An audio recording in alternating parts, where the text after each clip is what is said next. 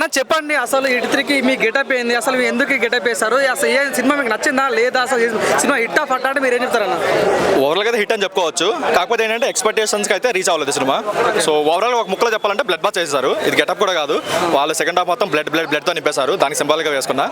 And movie విషయానికి వస్తే వాళ్ళు ఒక మంచి ఎక్స్పెక్టేషన్స్ అయితే సెట్ చేశారు. ఫస్ట్ హాఫ్ మొత్తం ఒక ఇన్వెస్టిగేషన్ థ్రిల్లర్ ఉంటుంది, సెకండ్ హాఫ్ ఒక సర్వైవర్ ఉంటుంది. దానికి తగ్గట్టు ఉంది కానీ ఆ సెకండ్ హాఫ్ వచ్చేసరికి కంప్లీట్గా ఫ్లాట్ అయిపోయింది. ఎక్కడ ఒక ట్విస్ట్ టర్నింగ్ ఏమి లేకుండా, మనకి HIT1లో మంచి ట్విస్ట్లు ఉంటాయి.